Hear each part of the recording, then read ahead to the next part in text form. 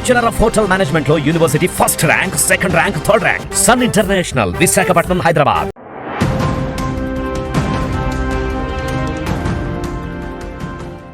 నిన్న చాలా పేపర్లో ఈ సమాచారం వచ్చింది.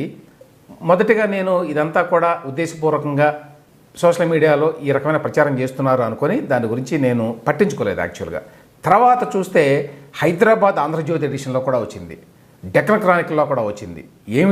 ఏమిటంటే తెలంగాణ డిమాండ్లు ఇవి అని చెప్పి. ఏమిటి తెలంగాణ డిమాండ్లు?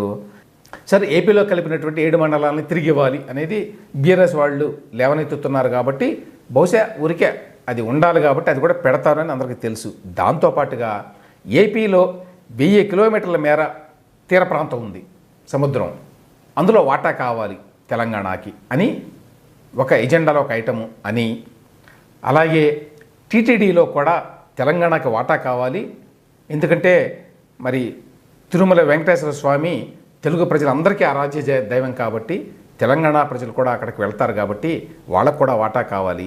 అదేవిధంగా తెలంగాణలో ఓడరేవులు లేవు కాబట్టి ఆంధ్రాలో ఉన్నటువంటి కృష్ణపట్నం, మచిలీపట్నం, గంగవరం పోర్టులో కూడా భాగం కావాలి అని ఇవన్నీ తెలంగాణ వారు రూపొందించినటువంటి ఎజెండాలో ఉన్నాయని చెప్పి నిన్న సోషల్ మీడియాలో వచ్చింది.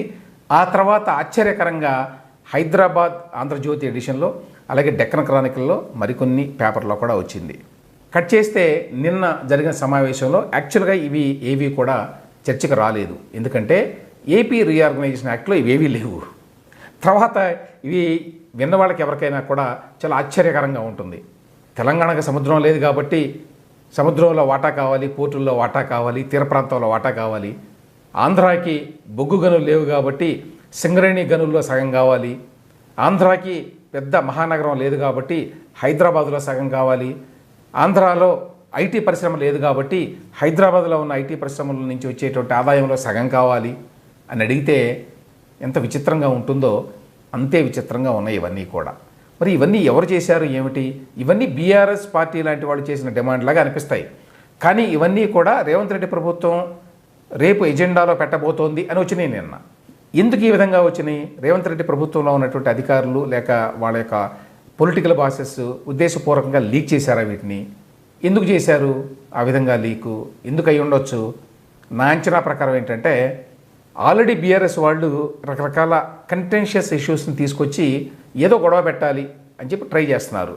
ఎప్పుడైతే రేవంత్ రెడ్డి, చంద్రబాబు నాయుడు కలిసి మాట్లాడుకోబోతున్నారు ఈ ఇష్యూస్ గురించి అని వార్త వచ్చిన నాటి నుంచి కూడా, అందువల్ల ముందర కాళ్ళకే బంధాలు వేయడానికి ప్రీఎంప్టివ్ మెజర్గా వాళ్ళు కావాలని ఇవన్నీ రాయించారు పత్రికల్లో అని నేను అనుకుంటున్నాను. దానివల్ల ఏమవుతుంది, ఈవెన్ బీఆర్ఎస్ కూడా ఏం మాట్లాడడానికి లేదు. ఇక ఇంత పెద్ద డిమాండ్లు పెట్టిన తర్వాత ఇంకేముంటుంది?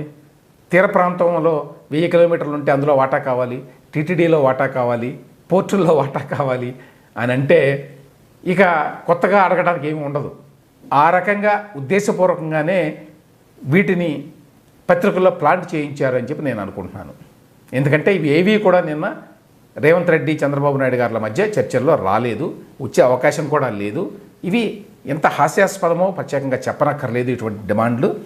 కాబట్టి ఇది రేవంత్ రెడ్డి ప్రభుత్వం తెలివిగా బీఆర్ఎస్కి ఎటువంటి అవకాశం ఇవ్వకుండా చేసిన పని అని చెప్పి నేను అనుకుంటున్నాను.